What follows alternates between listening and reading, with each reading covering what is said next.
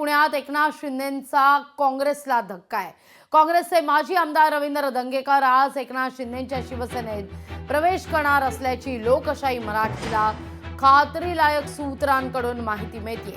आज संध्याकाळी ठाण्यात हा प्रवेश होणार असल्याचं कळतंय। एकनाथ शिंदे यांच्या उपस्थितीत हा पक्ष प्रवेश होईल।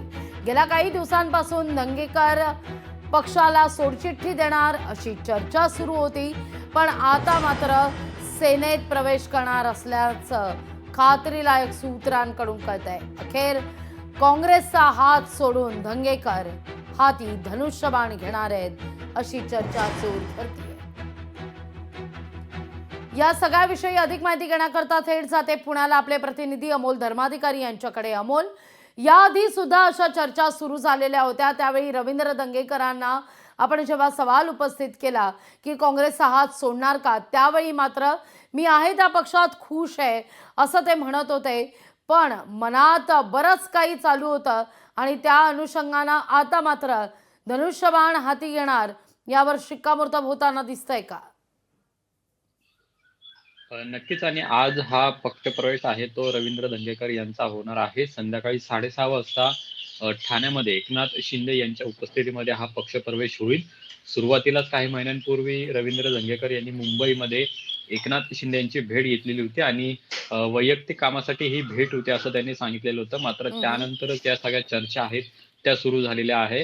वेळोवेळी रवींद्र दंगेकर यांनी या चर्चांचं खंडन केलं, मात्र आता त्याच चर्चांवर शिक्कामोर्तब होताना पाहायला मिळते आणि आज अखेर काँग्रेसला रामराम ठोकत रवींद्र दंगेकर हे धनुष्यबाण हाती घेणार आहेत। खरं तर रवींद्र दंगेकर हे मूळचे शिवसैनिकच आहेत। सुरुवातीला ते शिवसेनेमध्येच होते, मात्र नंतर ते महाराष्ट्र नवनिर्माण सेनेमध्ये गेले आणि त्यानंतर काँग्रेसमध्ये त्यांनी प्रवेश केला। काँग्रेसमध्ये कसब्याच्या पोटनिवडणुकीमध्ये त्यांनी निवडणूक लढवल्यानंतर पहिल्यांदाच ते आमदार सुद्धा झालेले होते। इतकंच नव्हे तर पुण्याची लोकसभा सुद्धा त्यांनी लढवली, विधानसभा सुद्धा लढवली होती नुकतीच झालेली, त्याच्यामध्ये मात्र त्यांचा पराभव झालेला होता आणि कुठेतरी एक आक्रमक नेते म्हणून रवींद्र दंगेकर यांची ओळख आहे आणि रवींद्र दंगेकर यांनाच आपल्या पक्षात घेण्यासाठी गेल्या काही दिवसांपासून तशा पद्धतीच्या हालचाली एकनाथ शिंदे यांच्या शिवसेनेकडून सुरू झालेल्या होत्या।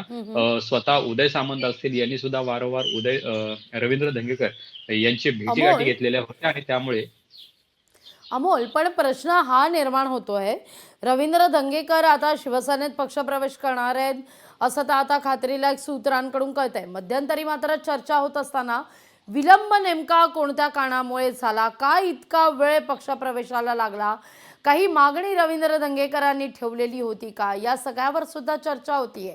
याविषयी काही संकेत पोहोचतायत का, काही बातमी? नक्कीच पुण्यात जे माजी आमदार एकनाथ शिंदे यांच्या सोबत जाण्याच्या तयारीत आहेत, त्यांनी काही अटी आहेत त्या सुद्धा एकनाथ शिंदे यांच्या समोर ठेवलेल्या आहेत आणि त्यामध्ये रवींद्र दंगेकर सुद्धा आहेत।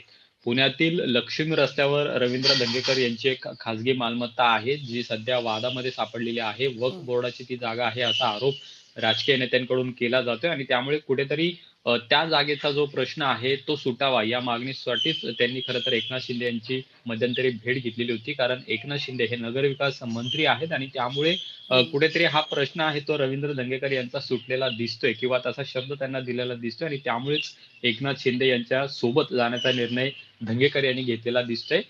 राजकीय जर विचार म्हटला तर आगामी काळामध्ये आता त्यांना कशा पद्धतीची संधी पक्षामध्ये दिली जाणार हे सुद्धा पाहणं महत्वाचं असेल, कारण की कसबा विधानसभा मतदारसंघ जिथं आता भाजपचे आमदार आहेत, भाजपचे विद्यमान आमदार हेमंत रासने आहेत आणि त्यामुळे तिथं आगामी काळामध्ये शिवसेना वाढीसाठी रवींद्र दंगेकर यांची मदत आहे ती एकनाथ शिंदे यांना होणार आहे आणि त्या दृष्टीने एकनाथ शिंदे आज रवींद्र दंगेकर यांना काय महत्वाची जबाबदारी देतात का, कारण की पुणे शहरामध्ये रवींद्र दंगेकर हे एक महत्वाचे नेते असणार आहेत जे आता शिवसेनेच्या गळाला लागलेले आहेत। याआधी नाना भानगिरे आहेत, ते शिवसेनेसोबतच होते, पण शहराच्या मध्यवर्ती भागामध्ये जसं नेतृत्व शिवसेनेला पाहिजे तसं नेतृत्व खरं तर मिळत नव्हतं आणि ते आता रवींद्र दंगेकर यांच्या मार्फत मिळेल, पण त्यांच्यावर जबाबदारी नेमकी कुठली देण्यात येते हे पाहणं महत्वाचं असेल। पण निश्चित तुर्तास धन्यवाद अमोल, तुम्ही दिलेल्या सविस्तर माहिती करता। लोकशाही मराठी ऐका, पहा, जागरूक रहा।